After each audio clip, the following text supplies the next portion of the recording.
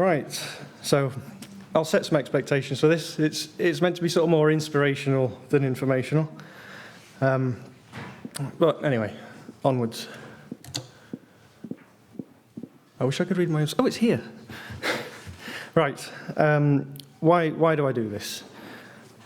Because it's my data. I want to know where it is. I'm not uploading it to Jeff Bezos. The end, right? And I'm also a little bit strange, so I like it. There's a whole ton of boards that you can use for this sort of thing. This one on the left, PoE powered. I know Andy's just said cables are crap, but they are really good for delivering power. That one's about 25 euros, I think, or well, it's 25 quid once you've paid for your Brexit benefits.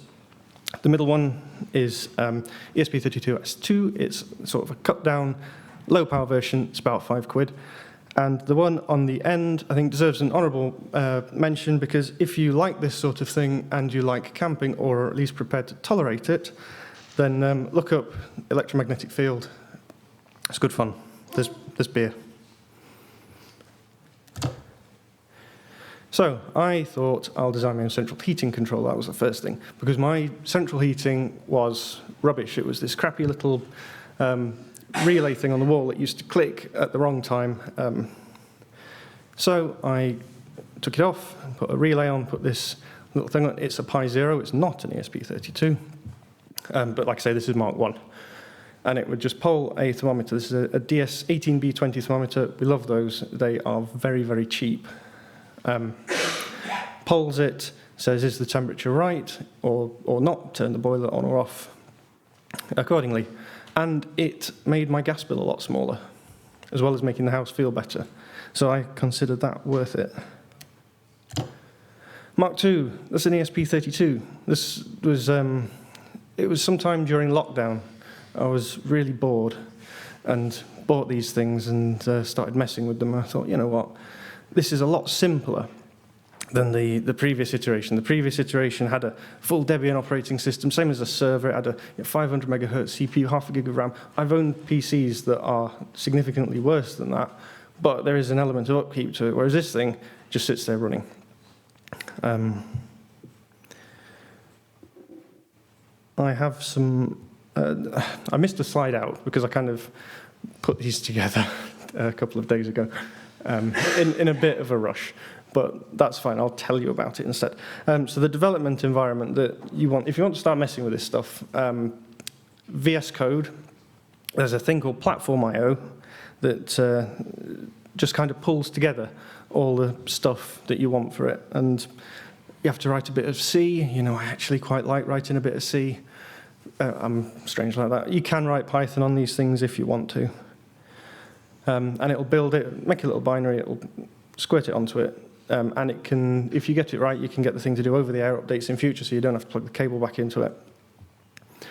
Oh yeah, functionally, the thing is very similar to the old central heating controller, but it's controlled by something called MQTT. Again, I should probably have made a slide about that. There's something called Mosquito, which is a little, very small, very fast thing. It's sort of like, I'll say IRC.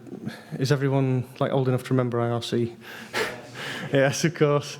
It's like IRC for machines. They can subscribe to it, and it's like point to multi-point messages and all this other stuff.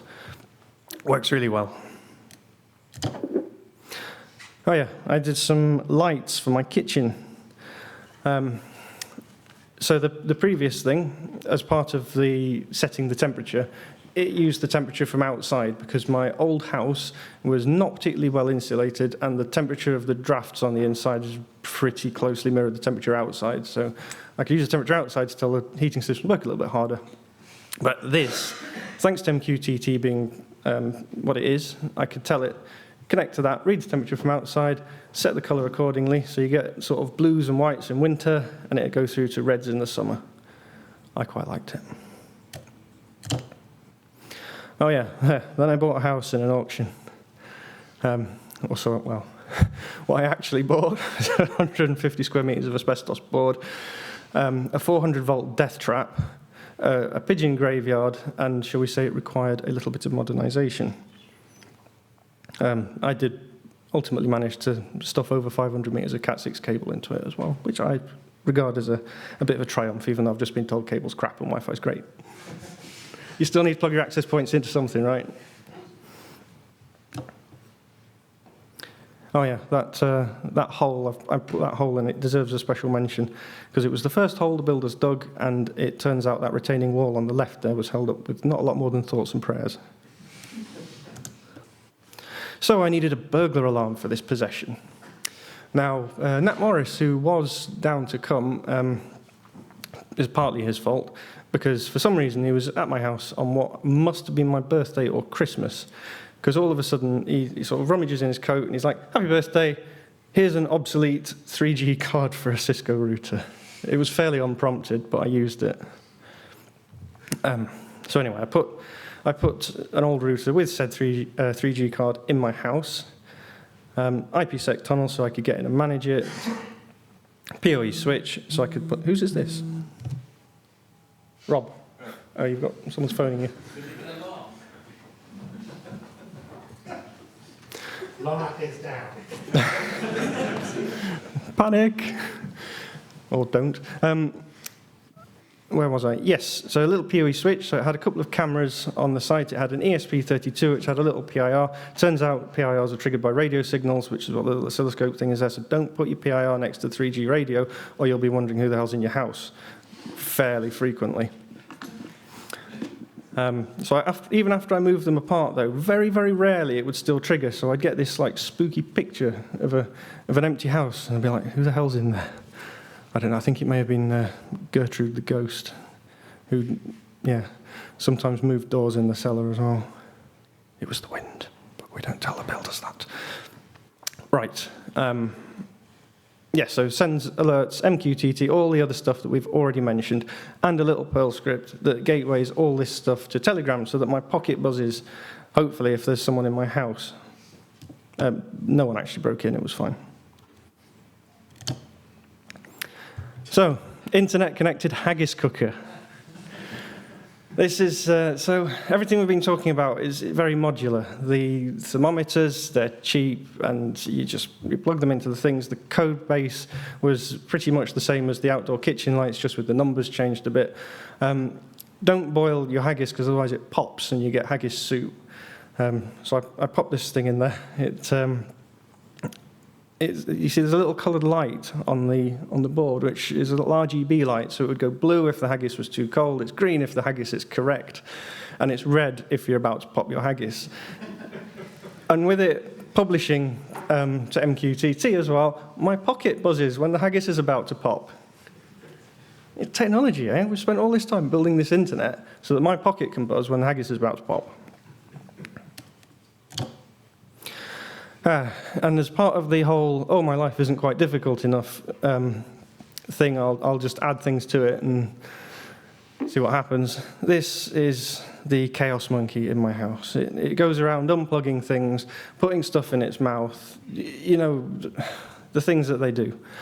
I gather the infestations can last around 20 years and usually resolve themselves at some point. So with this thing in mind, you have to keep everything up high, and also, like a lot of garden lights that you find, it's all mains voltage stuff. You don't use that because your chaos monkey will put it in its mouth. There's lots of like 24-volt things, low voltage stuff. CCTV.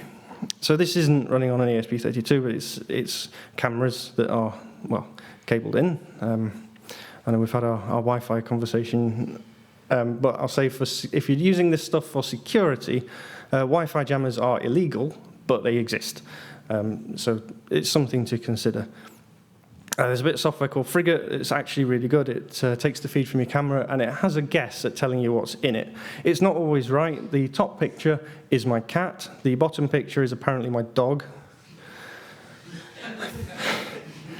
And if you, that little Google Coral board thing is actually quite interesting. It does some sort of trillion operations per second using 1 watt or some stuff like that. But anyway, it can really, really cut down the amount of time it takes to tell you that there is a cat or a dog or one of the other outside your garage, or indeed a person, which is what it's quite good at.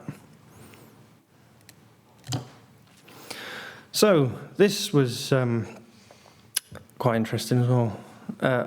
Lights. This is a boring enough subject. Lights on the front of my house. That's fine.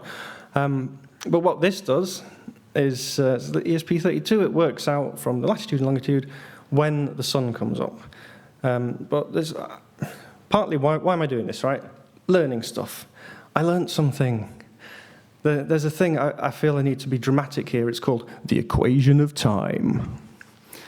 That little graph there, I didn't know this. The day sort of moves back and forth about half an hour. It doesn't just get longer and shorter, it wibbles around too. And there's the graph, there's the proof. So what this thing does is it turns the lights on at sunset, makes them bright if the CCTV sends a message via MQTT, dims them down again, turns them off in the morning. That's it.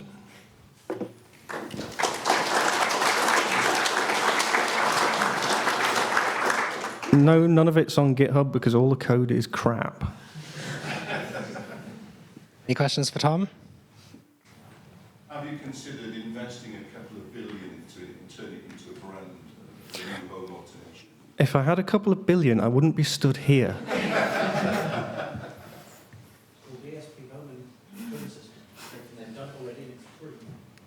Oh yes, that was. Sorry, I didn't make the slide with this. There are some other things to make this stuff easier for you. Home Assistant, Tasmotor is a sort of more building blocks of code that's already written, so you don't have to sit there banging C into things and making them crash. ESP Home runs on all the boards you've got. There we go. ESP Home runs on all the boards that I've got, just for the recording. Thank you. Quick question from me. What's your MQTT architecture? Does it depend on internet access? It just sits on a computer in the house. It doesn't actually depend on internet access. If that computer is off?